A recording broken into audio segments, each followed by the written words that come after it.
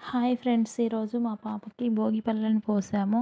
భోగి పళ్ళల్లో ముందుగా ఏమేమి కలిపానంటే చిల్లర, రేగి పండ్లు, నానబెట్టిన శనగలు, పూలు, చెరుకు పీసెస్ ఇవన్నీ కలిపాను. తర్వాత భోగి పళ్ళన్నీ పోసి అక్షింతలు వేసి ఆశీర్వదించాలి.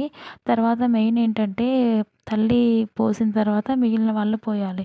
ఫస్ట్ టైం మా పాపకు భోగి పళ్ళు పోస్తున్నందువల్ల మా అత్తయ్య గారు ఇరుగు పొరుగు వాళ్ళని పిలిచి తాంబూలాలను ఇచ్చి వారి చేత ఆశీర్వాదం ఇప్పించారు. దాని ద్వారా పాపకు మంచి జరుగుతుందని భావిస్తారు. భోగి పళ్ళను పోయడం మెయిన్ రీజన్ ఏంటంటే భోగి రోజు పిల్లల తల మీద భోగి పళ్ళను పోయడం వలన నరదృష్టి పోయి నారాయణుడి అనుగ్రహం లభిస్తుందని నమ్ముతారు. అంతేకాకుండా దీనికి శాస్త్రీయ కారణం కూడా ఉందని చెప్తున్నారు.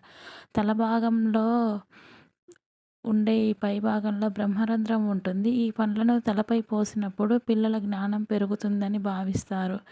ఎరుపు రంగులో ఉండే ఈ పండ్లను సూర్యునికి ప్రతీకగా భావిస్తారు. ఆ సూర్యభగవానుడి ఆశీస్సులు కూడా ఉంటాయని భోగి పండ్లను పోస్తారు. పురాణాల ప్రకారం నారాయణుడికి బోలాశంకరుడిని ప్రసన్నం చేసుకోవడానికి తపస్సు చేశారంట. అయితే అప్పుడు దేవతలందరూ వచ్చి అతని తలపై ఫలాలను కురిపించారంట.